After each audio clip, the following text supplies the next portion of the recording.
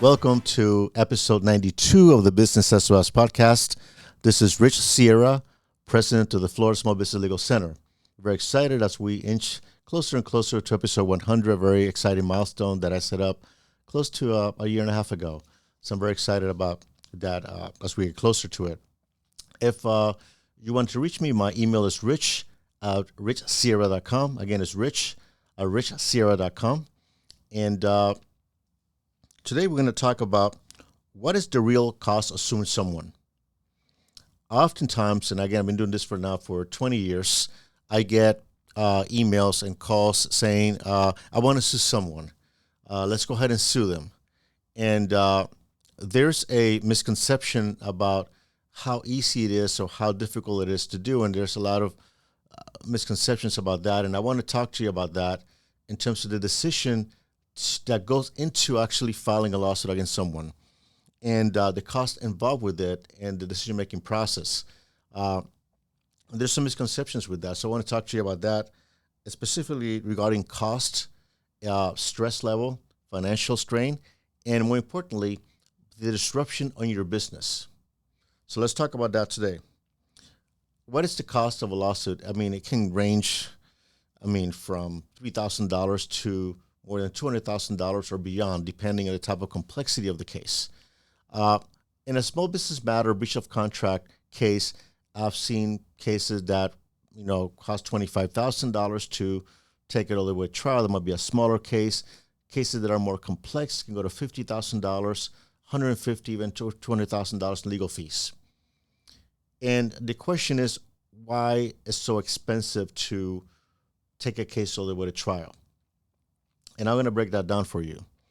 And I think I did this before, and when I talk about my business litigation worksheet or litigation budget worksheet, I talked about that a few episodes back, but I'm going to address that as well today, more of in general terms. But there's some financial considerations to take here. More importantly, the decision is, why are you going to sue? And what is involved when you're going to sue someone. And in fact, in my book, Business SOS, 8 Common Legal Mistakes Business Owners Make and How to Avoid Them, I go over that specifically and actually in page 124. And I'm going to read some of them. Questions to ask yourself before deciding to sue. Why am I suing? Specifically, what is your objective here? You sue because you want to collect money, or you want to have some type of relief, whether it's a temporary injunction, specific performance, whether it's a real estate property or piece of art or something unique. Sometimes you sue to protect intellectual property or protect something. But you have to understand what is the objective of the lawsuit. Why are you suing? Is it important enough to you to seek the intervention of the courts to get that relief that you're seeking, that redress? Who am I suing? It's important. Are you suing an individual? Are you suing a corporation? That's important to know. Where are you going to sue? Where's the entity located or individual located? Now we're doing a lot of business in different states, and especially with the web and Zoom, it's not uncommon for somebody for living in one state doing business with somebody else in a different state.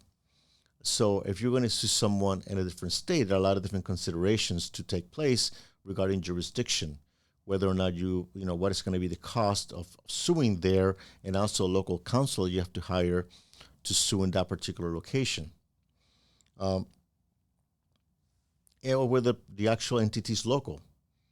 If it's in your own jurisdiction, like here, we're in Palm Beach County, Broward, Miami-Dade, we're pretty much within the same, an hour driving distance. So those are considerations to take as well. Whether it's state or federal court, depending whether you'll be able to sue in federal court or not. And I mentioned to a degree regarding why am I suing, what do I want to gain from this lawsuit? What is your goal? And that question requires some analysis. That question requires to think clearly, what is your objective? And have that discussion with your attorney. Because that goal will determine whether or not you're going to pursue the lawsuit, but also the cost, analyzing the cost involved in getting that relief or meeting that objective. And again, when you're going to court, there are no guarantees. No attorney can guarantee you results. They'll guarantee you that they will make their best effort based on their skills and their experience. But the reality is there's a great deal of unpredictability with the courts. You're dealing with another judge. It's a human being, like all of us, and that judge may have his own opinions, and sometimes might not rule in your favor. But you go ahead with the best possible proposal, the best possible pleadings that you can have to present to the court. And whether or not it's a jury trial or a bench trial, a jury trial, obviously, what it means is you have a jury of your peers deciding the case.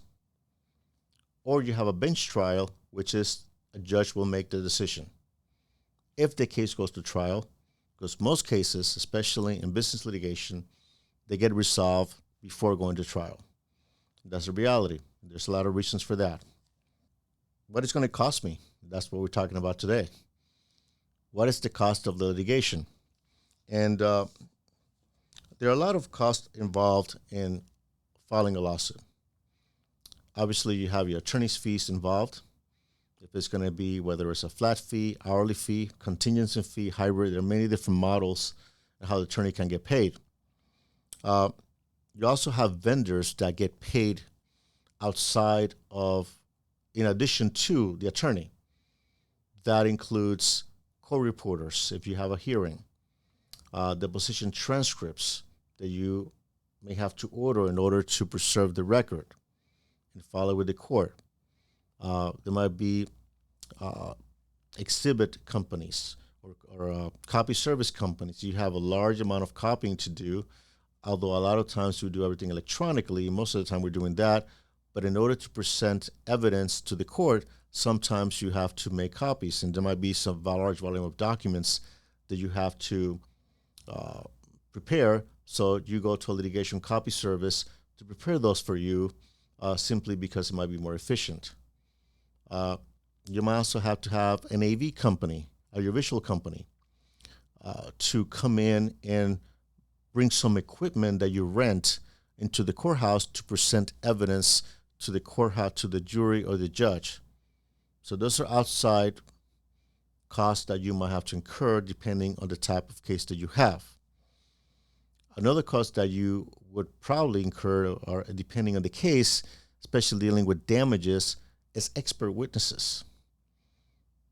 If you're suing for damages, it is likely, or damages means money, that you will have to hire an expert witness to render an expert opinion about the type of damages that you suffered as a result of somebody else's breach. Likewise, if the other side hires an expert, you need to hire an expert to present what is called a rebuttal report, and a report, rebutting the other expert report as well. Let's talk about depositions. You have to take depositions of the parties, meaning if you're in a lawsuit, you will have to be deposed, and the attorney has to prepare you for that deposition as well. Your attorney has to depose the other side as well, the opposing side. And there's a lot of preparation that goes in preparing for a deposition, and sometimes the preparation is longer than the deposition because you're thinking about what questions to ask, specifically what evidence you want to bring out under oath from the other side. And it's not as simple as it seems, just asking questions. You got to basically establish a predicate for these questions and be able to bring the evidence that you want into the record. You also have to make a decision on the exhibits that you plan to use in that deposition. So in many cases, the preparation for the deposition takes longer time than the time of the deposition itself. Another cost that you may incur here might be travel time. If there's some travel outside of the jurisdiction, the attorney might have to get paid for that travel. So there are many different considerations here regarding cost. There's also motion practice. you will see throughout the course of litigation, and again, it can take between 12 to 24 months depending on your case, uh, but on the average, it will take approximately about 18 months for a case to go from initially filing it all the way to trial, especially when now the courts, especially in Florida, are establishing case management orders, which requires you to basically keep that schedule. And that's what the courts are requiring us to do, and to the point, where we have to follow that, the instructions of the court. There might be some exceptions. That might be some unique circumstances that will allow the court will allow that the schedule to be extended, illness, accident, something extenuating, for example, that there might be some modification to the schedule, but for the most part, that's the schedule. And the idea is actually good for you. You want finality to the process as well. A question to consider as well is, how much am I willing to settle for?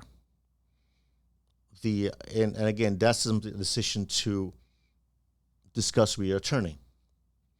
If you're seeking a certain amount of money for damages, and the way I tell my clients is this: so listen, if you're 100% of what you're asking for, okay, you will have to go to trial, because, and again, on the other hand, if the other side is not willing to pay anything, then this will go to trial. If the parties are willing to compromise somewhere in the middle, somewhere between zero and the number that you have in mind, say, $7 million, then there might be opportunities to try to get the matter resolved without going to trial. But that's a decision that you have to make. And again, there are different stages. You might be able to say, I'll settle for X number of dollars at this stage because I have not expended a lot of attorney's fees. Once you spend money in attorney's fees, then you say, I'm not going to settle for this amount. But that's something to discuss with your attorney as well. But initially, I want you, that's a question that I put in my book: how much am I willing to settle for? Because if you're suing for money, whether it's a breach of contract or money owed to you, that money's gone. You don't have it. And at this point, you'll have to spend money with the possibility of recovering. So that's a decision you have to make as well. A mistake that many business owners make here, and it happens often, is that they underestimate the litigation expenses and they overestimate the quick results. And I'm going to repeat that. It's important. A mistake is underestimating the litigation expenses and overestimating the quick results.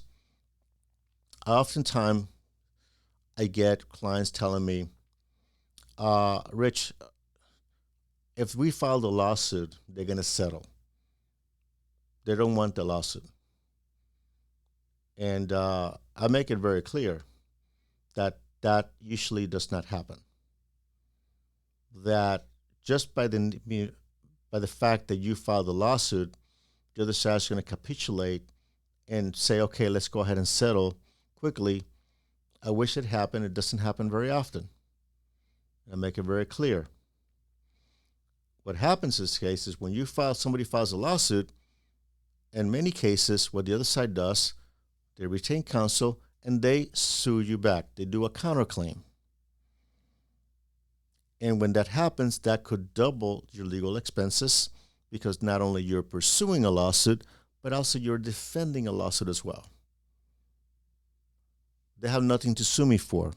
I get that often as well. There's always something they can sue you for. A skillful attorney will find a counterclaim. That is also not only a defensive posture, but it's also an offensive posture to take, because it's a pushback to the lawsuit. So keep that in mind as well. Another question that I ask that I put in my book, present in my book to ask, is, what is the cost of doing nothing? And that's a consideration as well. That if by any chance you say, I lost a certain amount of money, and I'm not saying that whatever amount you're thinking of is not important. It is important. Whether it's $3,000 or $1,000,000, it is an important amount to you. Okay. But what I'm saying, what is the cost of doing nothing? Simply, what happens if I do nothing? You lost that money because money's gone. And you have to make that decision. It's only your decision on that. Another question that it's actually not in the book, I should have put it in there, how the attorney's fees will be paid. If it's a contract dispute, for example, there may be provisions for prevailing party attorney's fees. In many cases, we're dealing with oral agreements, dealing with handshake agreements, which I do not recommend, and I've addressed that before in a prior podcast, that if you don't have a provision for attorney's fees in your contract, you're not going to be able to seek attorney's fees if you're the prevailing party. Likewise, if there's a reciprocal attorney's fees provision, which most of them do have, means that if you do not prevail, they can seek attorney's fees from you. Having said that, that does not mean that the attorney, in most cases, attorneys will not take the case simply because there's a provision of attorney's fees in the contract. You'll have to pay that money up front, and then if you prevail in the case, if the court allows it, recover attorney's fees from the other side at the end of the case. So a more short-term question is, how am I going to finance this litigation at this point? And there are two options here. If it's not a contingency case, which most business litigation cases are not contingency, it's either going to be your own cash or it's going to be credit. There are two options available. And what type of litigation budget have you established? Do you have in mind to take the litigation all the way to trial? Or if you're looking to perhaps take the litigation to a mediation process and try to get it settled there. There are different strategies to consider. There's no right or wrong strategies here. That's between you and your attorney. It's simply considerations to keep in mind. The question that I have here is that how much am I willing to lose?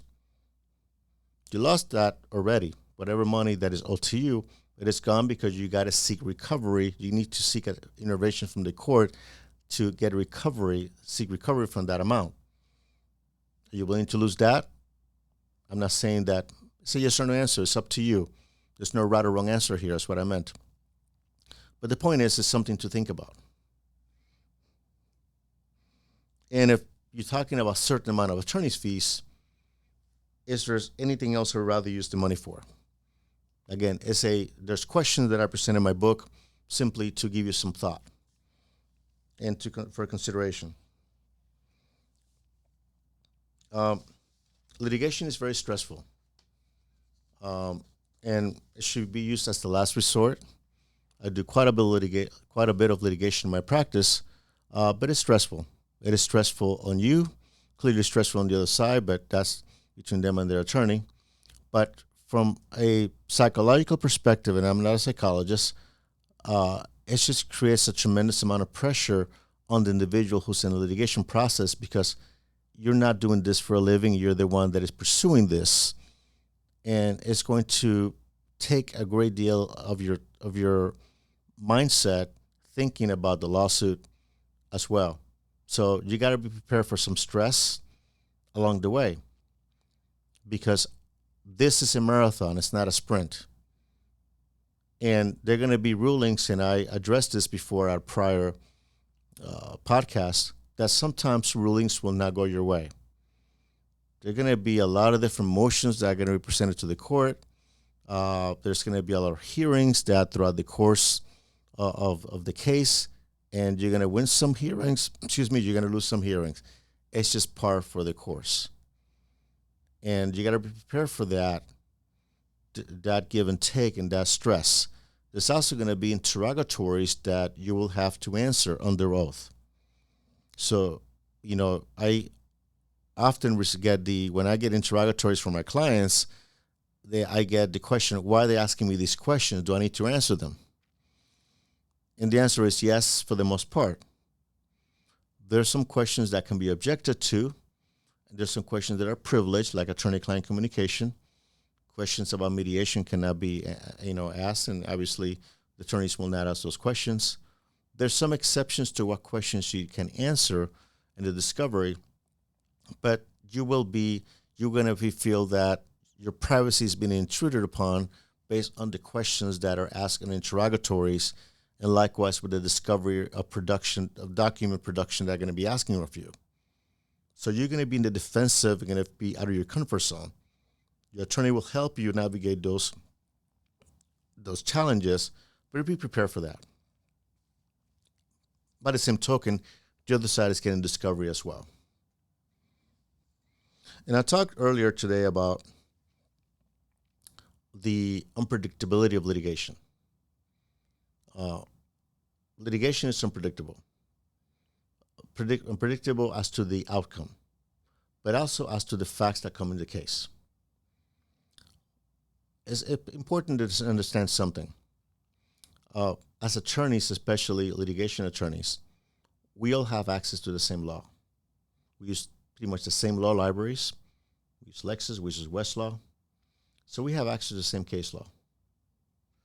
What makes us different is our ability to utilize our skills, our knowledge, our experience to be able to craft strategies and tactics that work for our clients.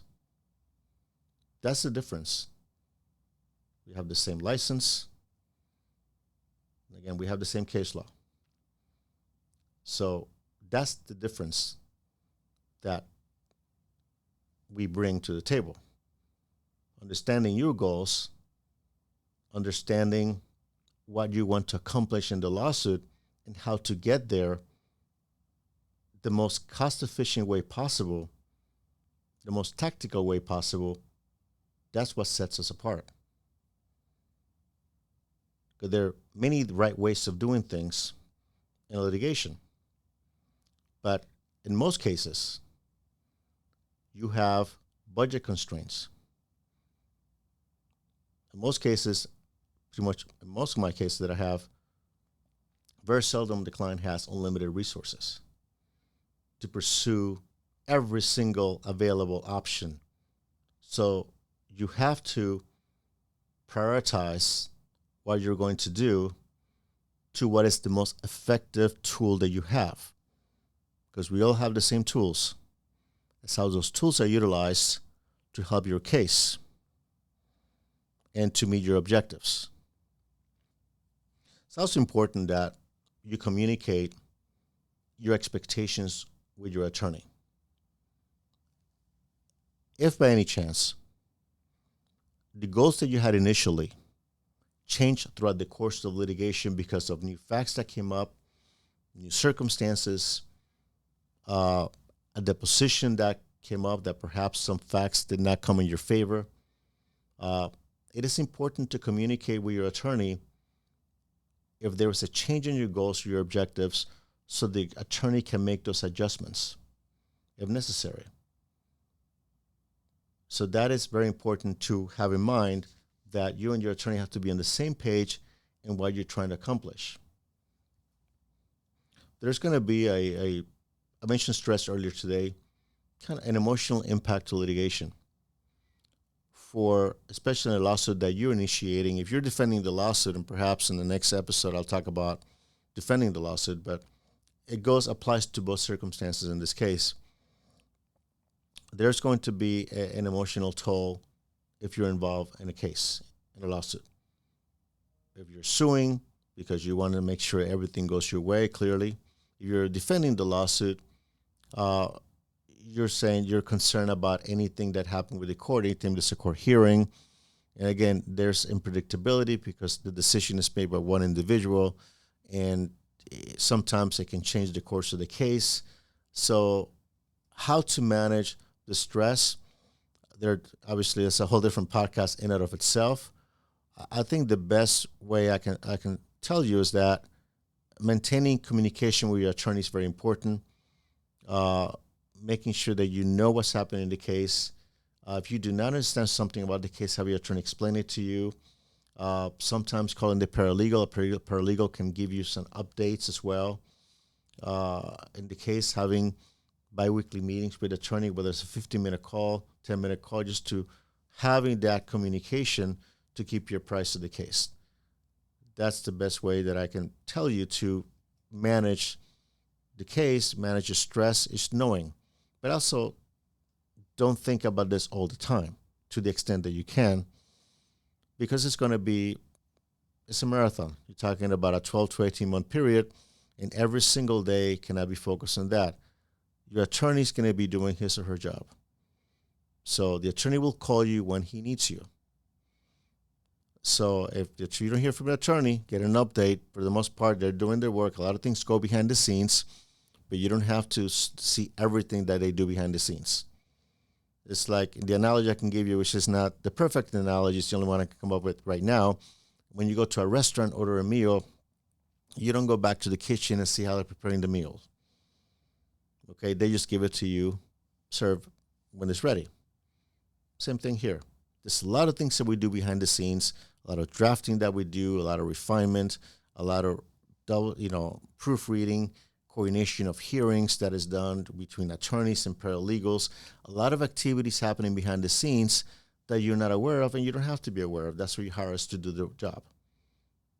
And if we need you, we'll call you. But when we call you, and I'm speaking on behalf of all attorneys, just make yourself available. If it's an emergency, obviously try to do it as soon as possible.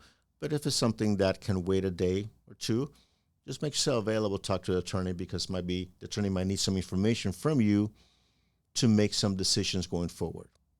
So to the extent that you can, it's important to be available for your attorney as well.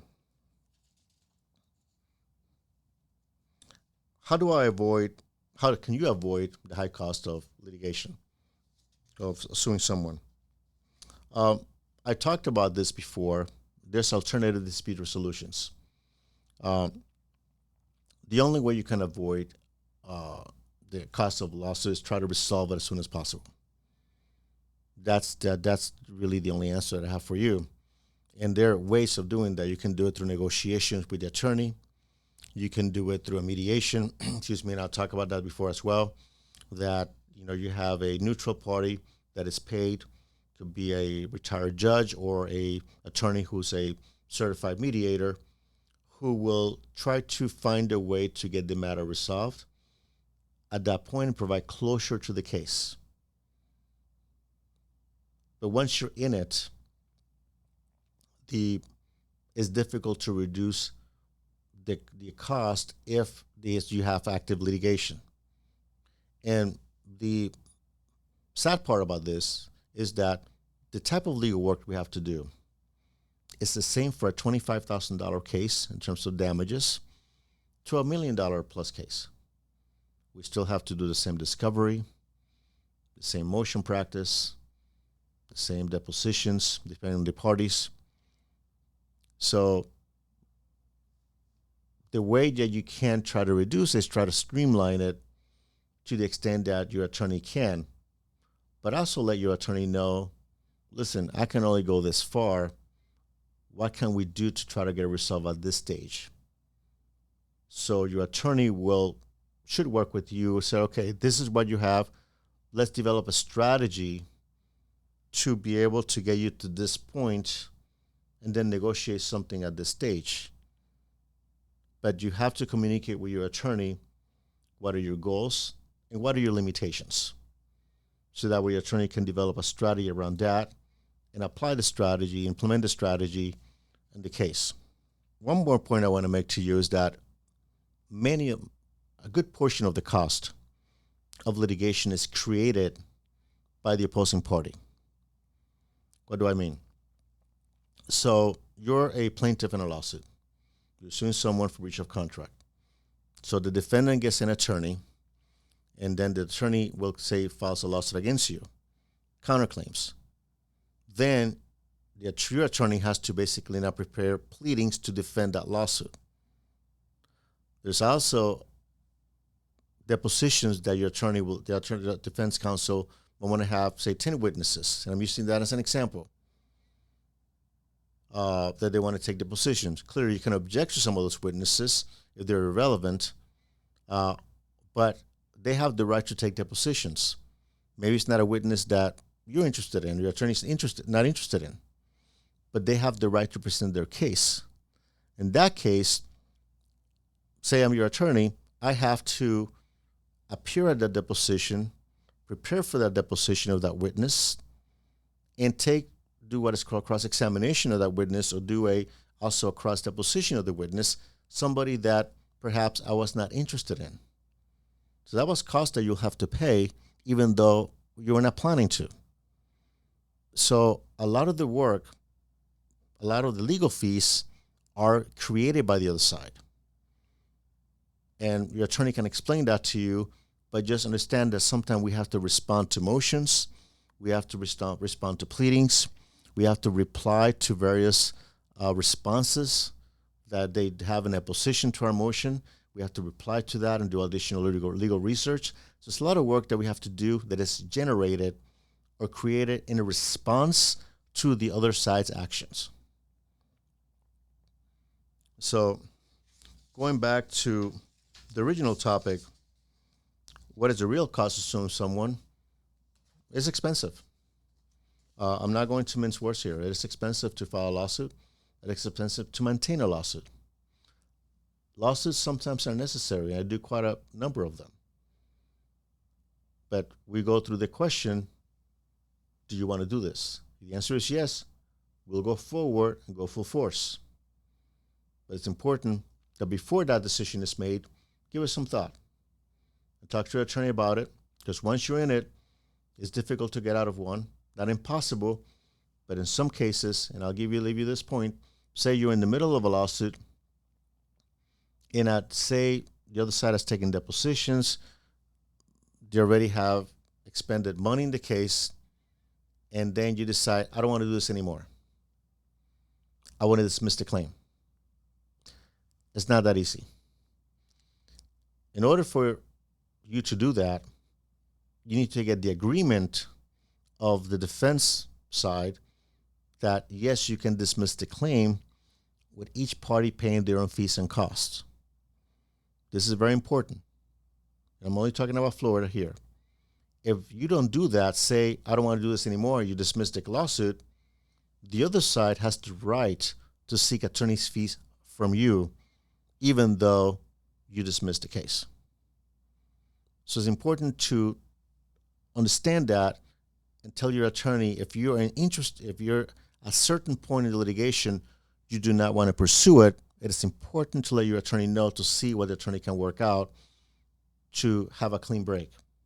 And sometimes that happens. So communication with attorney is important. You got to be on the same page with your goals and objectives. So the lawsuit, develop the proper strategy to implement in the case of your litigation.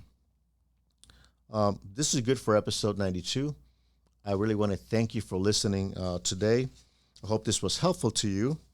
And if you have any questions about any of the topics that I've discussed throughout the course of the podcast, or questions about today, you can send me an email at rich@richsierra.com. It's rich@richsierra.com.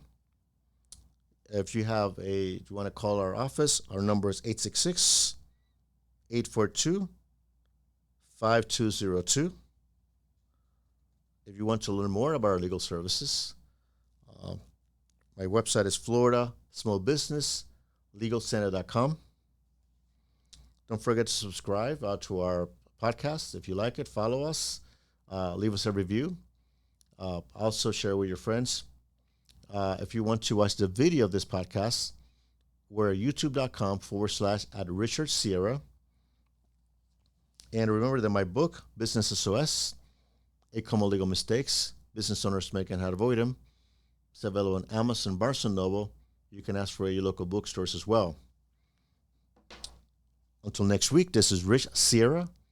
And remember that my goal is to help you succeed.